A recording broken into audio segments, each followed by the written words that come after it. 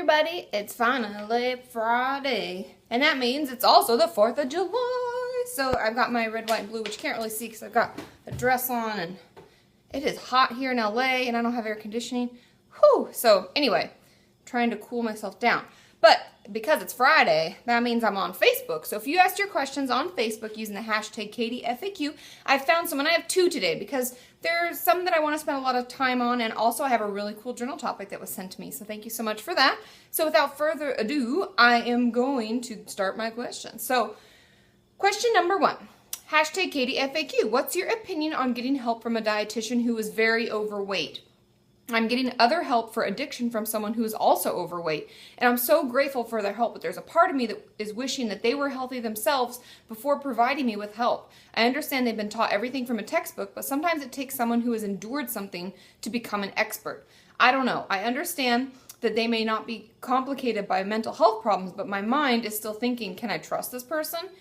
I thought this was a great question, and I have many clients who have therapists or dietitians that they've talked to that are overweight, and it is really upsetting to them, and they think, practice what you preach. Like, how can I trust you if you yourself are overweight? Now, there are a couple things I want to address in this. Number 1 being, is it your eating disorder that's talking to you, that's telling you you can't trust them, or that they're going to make you fat just like them? Or I'd be curious, and this is what I usually do with my clients, I'm curious as to what overweight looks like to you, as what overweight means, and also what it is you tell yourself about someone being overweight. Now, I have to agree with this person that just because someone's overweight doesn't mean that they don't know anything about nutrition or therapy. Weight has no bearing on our intelligence. Oftentimes, I find that we connect certain beliefs with the way someone looks. Like if someone's overweight, they're such and such and such, A, B, and C. And if they're skinny, they're this, that, and the other. Or if they're slovenly dressed, that means this. And so we associate how someone looks with a lot of different things. And we automatically believe that that person exudes that. However, I do believe, as a therapist, it's something that's very important to me that I take care of my mental health. And if I can't take care of my mental health, then how the hell can I help you with yours? So if you have a therapist that's like, no, I'm not in therapy and I'd never be in therapy or something like that, not that they'd necessarily tell you, but that wouldn't be a very good therapist. I've had a lot of people I remember in grad school, they're like, they had a lot of issues in their family and things they'd gone through that we talked about in school. And they were like, no, I've never been in therapy. I don't really like therapy. I would never sign up for it. And I'm like, then why the hell are you in school to become one? That's stupid. So I believe that that's important. Therefore, if a dietitian doesn't take very good care of themselves and they're, obese to the point where it's really medically unhealthy for them, I might find someone else, because even though they may know as much, I like to know that the person that I'm working with actually can practice what they preach and can give experience on things. Just because I haven't had an eating disorder doesn't mean that I can't learn from my clients and learn in my own therapy about how I process things and then help you through that process as well, if that makes sense. Like taking in what I know about my own process with life and also taking into account what I've learned in textbooks and experience. Together, I feel like it gives a much better picture than someone who has no idea what's going on with themselves or how to manage their own health or mental health. I don't know. Does that make sense? It's not a put down on people who may be overweight, but I have had clients who just think that someone's overweight, and then I meet them and I'm like, they're not overweight. They're just not what you think is an ideal body weight, which is your eating disorder talking. So make sure you are clear on that, okay? I hope that helps. And if any of you have experience with this, can you let us know what you think too? Okay, question number 2. How do you learn to trust a therapist or therapy, again, when you have had a bad experience with it in the past? When I first started therapy, I told my therapist about my past sexual abuse. Since I'm under 18, she had to report it, and police had to get involved, and now I have major trust issues. I've hated therapy ever since, and it adds to my flashbacks and leads me to self-harm and not express my emotions and bottle things up. I don't know what to do, and it's getting really hard to cope with everything on my own. Thank you so much for all that you do. To be honest, the thing about therapy that's really important is that you take your time with it.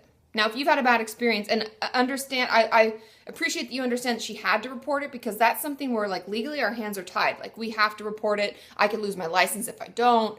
It's something that they expect of us. And so I would give it time. Trust isn't something that can be built overnight. It shouldn't be built overnight. So when you meet with a new therapist, I would express to them what happened in the past. And I would tell them, that it's going to take time. I'd just be as honest as you can, and then give them a chance to prove themselves. As a therapist, it takes time to build a relationship. Even though I know it's a different type of relationship when we go in talking about things that we wouldn't just talk about with anybody else. But give yourself time. It's okay. After every session, maybe you take some time and you journal about how it's going and things that you felt okay sharing, and maybe ways that they've proved their trust or maybe disproved. And just give yourself time to gauge it. Because you've had a bad experience, know that it may take a little longer. And as long as you're honest with your therapist about that, you don't even have to express what exactly happened. You can just say, I had a therapist in the past, really hurt our trust in our relationship. And so it's going to take me a little longer to, feel like I can trust you and tell you everything. And they'll understand. For many of you, I know you've said, I had a really bad experience. And I've heard horror stories, my therapist did such and such. And I'm like, oh my God, I wish I could report them, but I can't. But you can. That's part of what you can do. You can report them on whatever government site, whatever state or country, you can file a report. So I would encourage you to do that. In this case, however, like I said, she was legally bound. Give yourself time to heal from it. Give yourself time to grow to trust someone else, okay? It'll get there, I promise. Okay, journal topic. Now this is awesome, and I think must have been off of Tumblr that the person copied it because it looked very Tumblr-esque in the way that it was laid out. So it says, if I offered you $20, would you take it? I would. How about if I crumpled it up? What if I stepped on it? You would probably take it even though it was crumpled up and stepped on, right? Do you know why? Because it's still $20, and its worth has not changed. The same goes for you. If you have a bad day, something bad happens to you, you're not worthless. If someone crumples you up, steps on you, your worth does not change. You're still just as valuable as you were before. And I would encourage all of you to rewind the video, play that again, write it down in your journal, and I want you just to think about what that means to you. What is your self-worth? What do you think has taken from that? I'd like you to review that, and I think a lot of us will come across little items and things that have happened that we think affects our self-worth when it actually doesn't. That's something that happened to us. We don't have control over what happens to us. We have control over how we deal with it and how we move forward. And I would encourage all of you to take the time to, after you've gotten out this weekend, if you haven't gotten out this weekend, you should be getting out right now, but then journaling about this, what self-worth means to you, what things you feel like have taken from your self-worth or added to your self-worth. And then let's try to do more things that add to it and talk back against those things that have supposedly taken from you. Because like I said, we don't have control over what happens. We have control about how we manage it. I hope you have a wonderful weekend. I'll see you on Monday. On Tuesday, I'll be on Tumblr, so ask your questions there. Have a wonderful weekend. Bye.